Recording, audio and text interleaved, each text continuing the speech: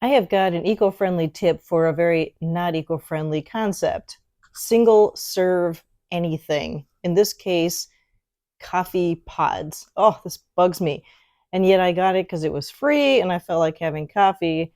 I was in my not so eco-friendly mood, I guess. Well, I'm Lily and I appreciate you coming to my channel. And please click subscribe and comment below what are some of your qualms about different recycling or what do you call it? Composting ideas.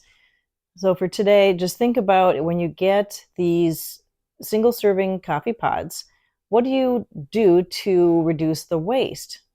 Let's say you don't want to change your habit as far as buying these because they're so convenient. You don't have a coffee maker, you live on your own, it's a small place. I don't live on my own, but it's a small place and it is convenient to have single serving. Yes, you could get the reusable coffee pods. I am talking about those who are not ready to give up their habit of these, what do you call it, single serving ones. What you do is, I investigated this when I was making coffee the other day. The top is recyclable. It's tin, okay? The middle of it, the part that the coffee is actually in, it's like a, well, it's basically a coffee filter. It's like a cottony, papery something. I'm holding it up here in case you're not watching, you're listening. And this, the inside, is compostable, okay? So then what you do is once you have used up the coffee itself can go into the compost. If you don't have a compost heap in the back because you don't have a garden, I will show you my green container. Excuse me. There are like bio bags and other organics recycling bags you can use if you are in multi-family dwellings like condos. I know in St. Louis Park where they are. If you need pointers on where to find yours, comment below and I'll see what I can do for you, because I am a, what do they call it, a community recycling ambassador. But I was just excited when I realized that most of this is actually recyclable. And granted, this is not the most friendly plastic. I don't know what number it is, but it's not always numbers based. It's more like, does it have a neck and will it melt? Because it has to be able to melt for it to be recyclable, because the whole recycling process requires melting.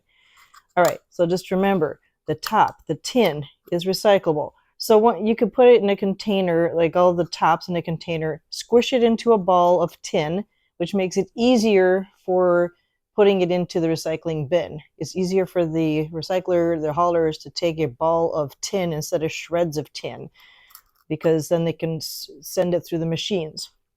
So once you have used up a bunch of them, take them, smush the tin tops, and then take the soil, the coffee, which can be turned into soil if you put it in compost, okay?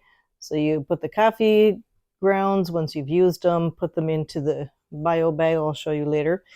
And then you can even reuse the container for example, seedlings, or just look on what do you call it, Pinterest, for some different ideas. Otherwise, just recycle the container itself, but take out the other stuff because it will not be recyclable with the filter in it and with the tin on it, because that's multiple materials.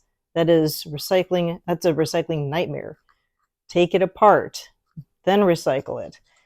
Okay, and now I'll give you a glimpse of, well, actually, you know what I'll do? I'll just pin the other video to this, the video that shows myself going to the other organics recycling container, and I have a bio bag, and that's where I put stuff like the, what do you call this? The coffee filter.